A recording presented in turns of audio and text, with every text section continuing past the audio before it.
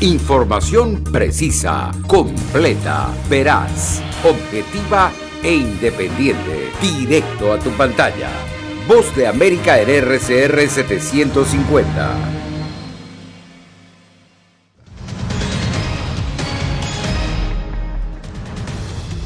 Candidatos presidenciales en Estados Unidos se enfocan en los estados pendulares que podrían darle la victoria. A 21 días para las elecciones en Estados Unidos denuncian la aparición de buzones electorales no autorizados. Johnson & Johnson suspende sus ensayos clínicos para la vacuna del COVID-19. Y el trastorno de estrés electoral que están sufriendo algunos estadounidenses.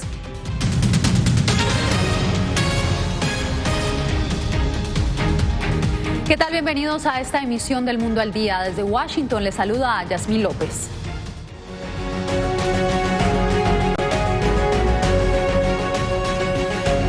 Biden y Donald Trump, los dos candidatos que se disputan la presidencia de Estados Unidos, retornaron a la contienda electoral.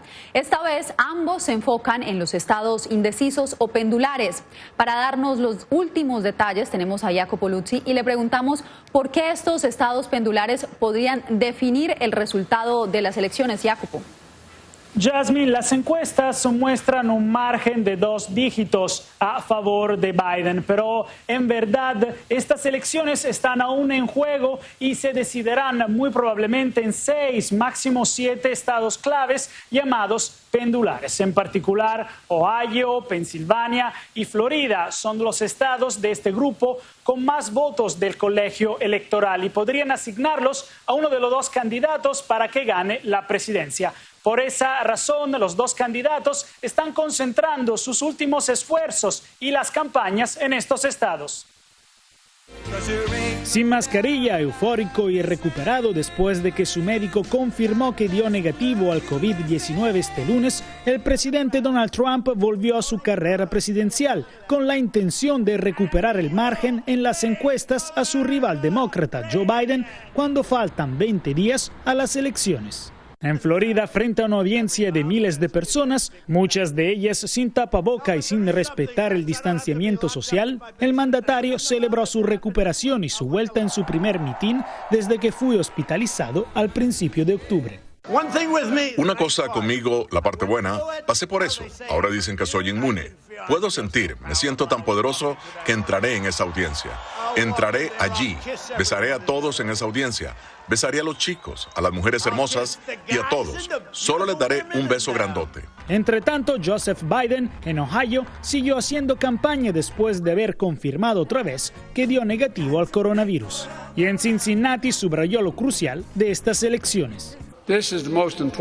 Esta es la elección más importante de nuestras vidas, no porque me esté postulando, por lo que está en juego. El próximo presidente va a determinar no solo los próximos 4 años, sino cómo será la próxima década o más. La campaña de ambos candidatos no tiene descanso y Trump se dirigirá a Pensilvania, otro estado pendular muy importante, mientras Biden irá a Florida con un ojo puesto en los votantes mayores y afrodescendientes.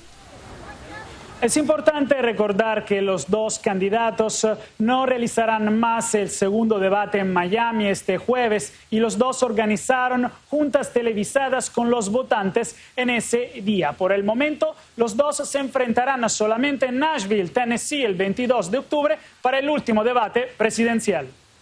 Gracias, Jacopo, por el reporte. Y ahora pasamos al Congreso, porque en el segundo día del proceso de confirmación de Amy Coney Barrett, la nominada del presidente Trump a ocupar un puesto en la Corte Suprema de Justicia de Estados Unidos, ha tenido que responder a las preguntas de los miembros de la Comisión Judicial del Senado. Este martes, Barrett no dejó claro si se compromete o no a recusarse en caso de que una disputa en la elección del nuevo presidente tenga que ser resuelta en la Corte Suprema. Hay alarma en California ante la aparición de buzones no autorizados para depositar boletas electorales. Funcionarios del Estado, preocupados por la integridad de los votos, anunciaron acciones legales contra los responsables.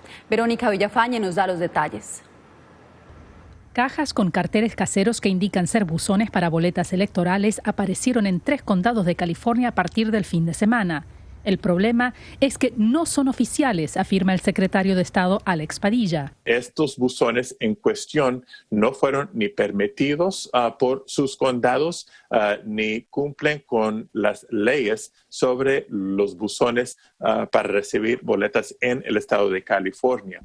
Para facilitar la entrega de boletas enviadas por correo, funcionarios electorales a lo largo de California han colocado buzones especiales oficiales seguros y claramente rotulados, monitoreados y manejados por oficiales de cada condado. Las autoridades les están advirtiendo a los votantes que antes de depositar sus boletas en buzones especiales para elección como esta, que verifiquen que sean oficiales. Las cajas deben tener el sello oficial del condado. La aparición de las cajas no autorizadas colocadas por miembros del Partido Republicano de California han causado furor ante el temor de posible manipulación que pueda poner en peligro la integridad de los votos ya depositados en esas cajas. Como dice el secretario de Estado, Alex Padilla, tenemos que tener cuidado de que si vamos a votar, que nuestro voto cuenta. Javier Becerra, procurador general de California, junto a Padilla, enviaron una orden exigiendo la remoción de las cajas no autorizadas a varios líderes del Partido Republicano del Estado y que, según funcionarios, están promoviendo su uso en redes sociales de forma engañosa en violación a la ley de elecciones del Estado. Un portavoz del Partido Republicano de California dijo que están en su derecho y no piensan remover las cajas. Verónica Villafañe, Voz de América, Los Ángeles. Millones de estadounidenses acudirán a las urnas en las próximas semanas con la preocupación de un resurgimiento de casos de coronavirus. Sin embargo, la Organización Mundial de la Salud dice que ha evaluado otros procesos electorales presenciales en los últimos meses y que con las medidas apropiadas votar en persona sería seguro. Vamos con Celia Mendoza. Celia, ¿será esta la señal que los estadounidenses necesitan para salir a votar el próximo 3 de noviembre en lugar de enviar su voto por correo? Es posible, sin embargo, la OMS indica que es fundamental que se lleven a cabo diferentes parámetros y medidas de seguridad y esto dependerá de las gobernaciones en cada uno de los distritos electorales y de cómo se maneje. Sin embargo, estaría dando luz verde a la posibilidad de que los votantes puedan votar de manera segura y presencial. Votar en persona es un evento que puede ser seguro en medio de la pandemia, afirmó el doctor Michael Ryan, director ejecutivo de la Organización Mundial de la Salud. Hemos visto muchos ejemplos en los últimos 9 meses en que las elecciones se han celebrado de manera muy segura y con las medidas apropiadas y han sido lo suficientemente sencillas como para gestionarlas e implementarlas. Valentín Vázquez habló con La Voz de América tras votar en Nueva York durante las elecciones presidenciales de la República Dominicana, que se llevaron a cabo en el verano de este año bajo nuevas medidas para reducir el contagio del COVID-19. Han tomado yo lo voy en distancia a los compañeros y con su cosa puesta. Sí, hasta ahora aquí, los que han venido a votar esta mesa, que yo lo he visto todo con su mascarilla puesta. Garantías que según la OMS se pueden dar a los votantes.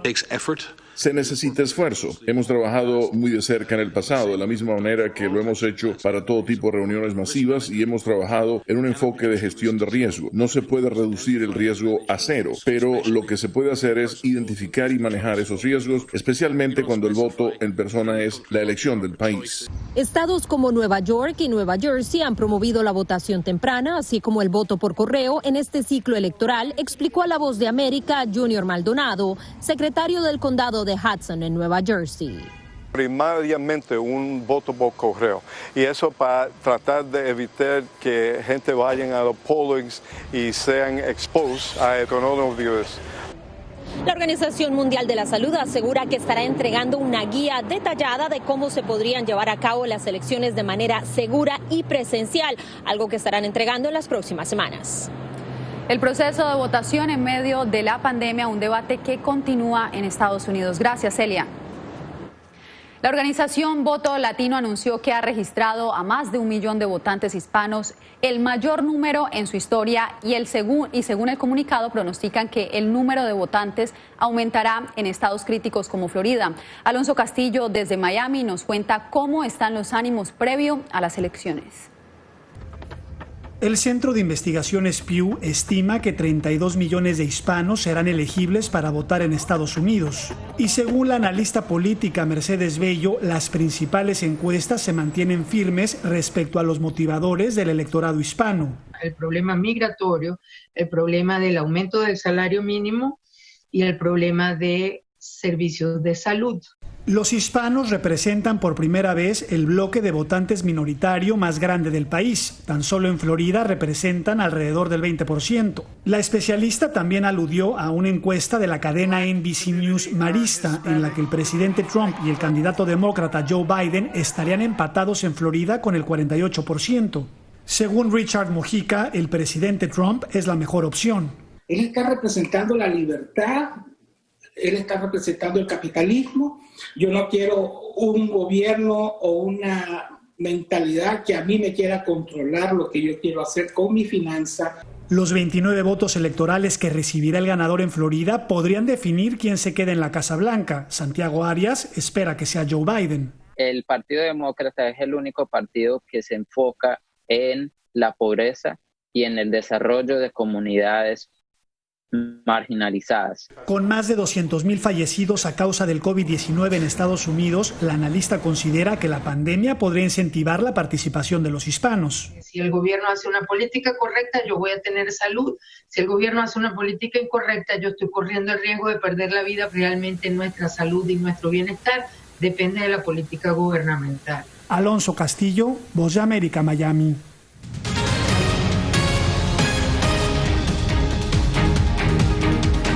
El efecto colateral adverso que presentó un voluntario hizo que tuvieran que suspenderse los ensayos clínicos que realiza Johnson & Johnson para la vacuna contra el COVID-19. José Pernalete nos dice que esto ocurre al mismo tiempo en que aumentan los infectados en Estados Unidos.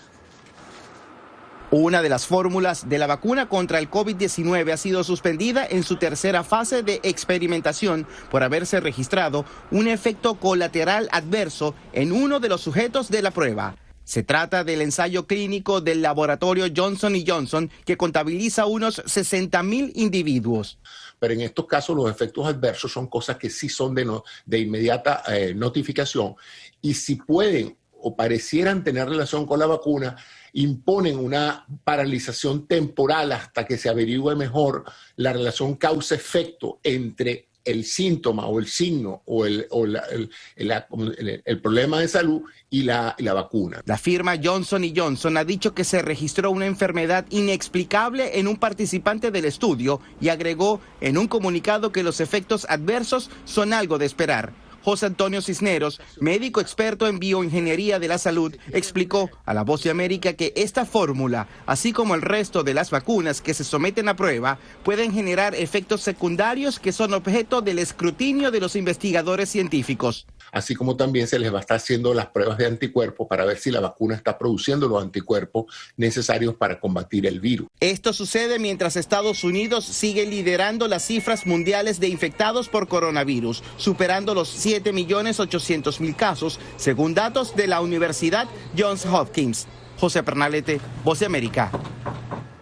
El Parque Central de Guatemala se ha convertido en un centro dormitorio para muchos inmigrantes centroamericanos. Quienes ingresan de forma ilegal están siendo retornados a la frontera con su país. Eugenia Sagastume nos informa cuál es la situación.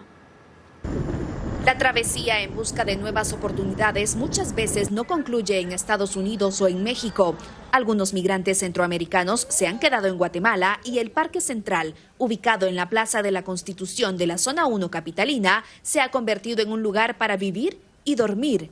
Ante esta situación y la denuncia de guatemaltecos, la Policía Nacional Civil de Guatemala implementa operativos para verificar que estos migrantes hayan ingresado de forma legal. De lo contrario, son llevados a la frontera con sus países. Recientemente, 8 adultos y un menor de origen hondureño fueron retornados en buses hacia la frontera El Florido. Los guatemaltecos que frecuentan este lugar aseguran que se sienten inseguros con la presencia de los indocumentados. A raíz de que salvadoreños, hondureños, se volvió un lugar de riesgo y ya nadie llega ahí. El analista Julio Rivera Clavería contrasta la situación que los migrantes enfrentan ante la inseguridad que se genera en la capital guatemalteca. Si todos los centroamericanos cumplen con todos los requisitos que exige la Dirección General de Migración y el Ministerio de Salud Pública, bienvenidos sean. Pero si no es así, desde luego no hay que dejarlos pasar. Según el Instituto Guatemalteco de Migración, de la reciente caravana fueron retornados 3.953 hondureños, mientras 36 solicitaron asilo en Guatemala.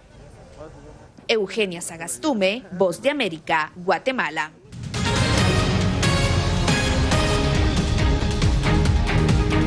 Las condiciones a las que las autoridades venezolanas han sometido a unos 130.000 ciudadanos que han regresado desde otros países fue denunciada por organizaciones de derechos humanos este martes. Cristina Caicedo Smith con los detalles.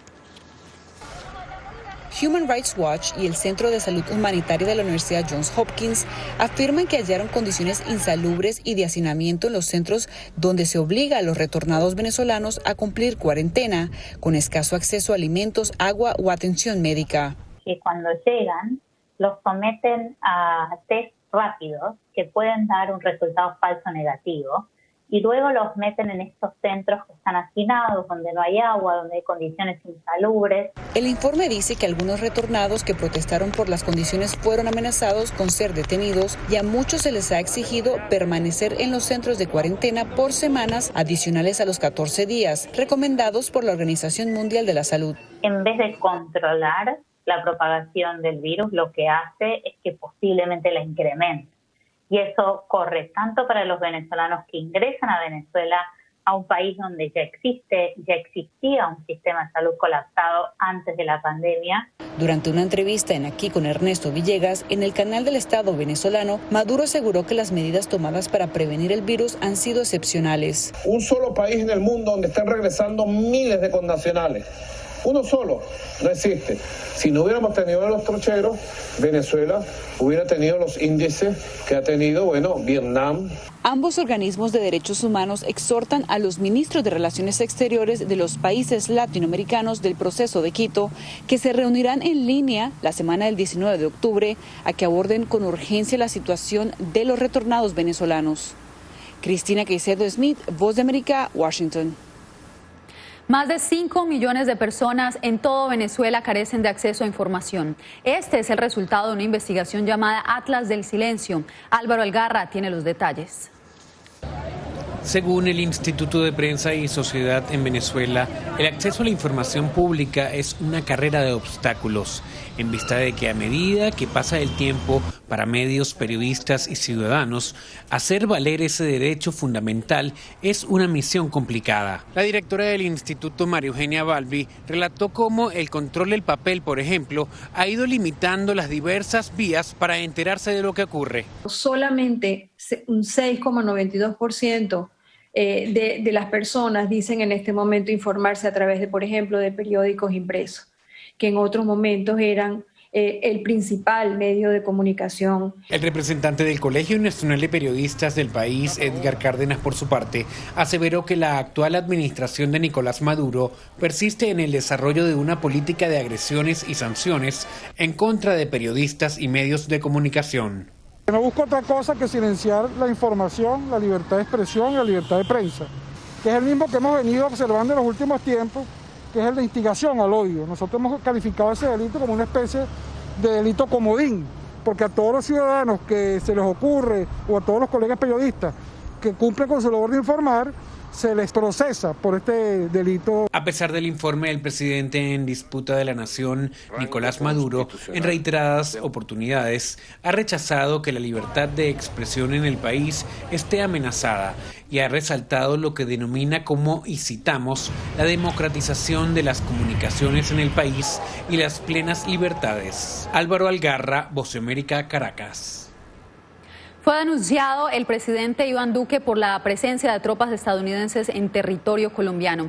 Yair Díaz nos dice que decenas de congresistas aseguran que el mandatario habría violado su constitución al no contar con la autorización del legislativo. La llegada de tropas extranjeras a Colombia causó un revuelo político. 23 congresistas de la oposición interpusieron una denuncia al presidente Iván Duque, quien considera que violó la Constitución Nacional. El presidente Duque violó con el respaldo del ministro de Defensa que esas tropas hoy están operando ilegalmente. Nunca el Senado aprobó la presencia de esas tropas. Según los firmantes, estas tropas no pueden operar sin autorización previa del Congreso de Colombia. Tomaron la decisión arbitraria de pasar por encima de esa orden judicial y poner en actividad esa brigada sin contar con el Congreso de la República. Para el ministro de Defensa, Carlos Holmes, son falsas las acusaciones de que el gobierno violó la Constitución y la soberanía del país al permitir la llegada de dichas tropas. El presidente de la República está actuando dentro del marco de las normas vigentes para fortalecer las capacidades mediante la cooperación internacional. Para el gobierno de Estados Unidos, este acuerdo binacional es un apoyo para combatir el narcotráfico. La meta de este ejercicio es celebrar, mantener y promover la relación entre los dos países. El analista político John Mario González le dijo a La Voz de América que la oposición política solo quiere ganar credibilidad frente a la opinión pública. No tiene posibilidades de prosperar en la comisión de acusaciones, la denuncia o cualquier moción de censura como ocurrió con el ministro de Defensa, que es el adalid de este tema o el pararrayos del gobierno en este tema. El rechazo de muchos colombianos por la presencia de tropas estadounidenses se ha hecho notar con plantones en la embajada del país americano. Jair Díaz, Voz de América, Bogotá. Depresión, ansiedad y miedo son algunos de los síntomas que están presentando algunas personas mientras Estados Unidos se prepara para uno de los procesos electorales más divisivos en su historia. Laura Sepúlveda habló con una psiquiatra sobre el trastorno de estrés electoral. Aunque el trastorno de estrés electoral no es algo nuevo, ante el proceso que se llevará a cabo este 3 de noviembre, la doctora Carolyn Lieberman, psiquiatra de Beverly Hills, sí destaca que el fenómeno ha aumentado por situaciones preexistentes, como lo son las consecuencias de la pandemia aún no concluida. No se trata solo de las elecciones, no es solo porque el país está más dividido que nunca, sino porque hay otras fuentes de estrés encima. Obviamente el coronavirus, las protestas, todas las diferentes cosas que están pasando en nuestra sociedad que nos están estresando. El diagnóstico de problemas psiquiátricos y psicológicos se incrementó durante el pico de la pandemia. Por ello, la especialista destaca que no hay que creerse loco para buscar ayuda profesional, puesto que el estrés es ahora más común que en cualquier otro momento y resulta normal ante las tensiones que enfrentamos. Una población que es particularmente vulnerable son las personas que han perdido su trabajo o las personas que han perdido sus negocios, aquellos que son dueños de pequeñas empresas y cuyo negocio cerró porque no se consideraba esencial, lo que es una palabra horrible para empezar. La doctora Lieberman destaca que es fundamental poner manos a la obra en la búsqueda de una solución. En cuanto a elecciones concierne, dice que involucrarse en los procesos electorales, promover el voto, ser veedor de transparencia u otros voluntariados podría ayudar a enfrentar el estrés por la tranquilidad que genera saber que se hizo lo posible para no solo participar en la elección, sino formar parte del cambio, lo cual es ajeno a un estatus legal, raza o religión. Laura Sepúlveda, Voz de América, Nueva York. La mascota de una niña en Israel ha generado todo tipo de comentarios. Su nombre es Bella, una serpiente pitón amarilla que se ha convertido en la compañía favorita de una pequeña de 8 años. En su rutina durante la cuarentena, ambas disfrutan tomar un baño en la pequeña piscina del jardín donde viven con otros animales. Nos despedimos con las imágenes y nos vemos mañana con más información. Radio Caracas Radio presentó Voz de América.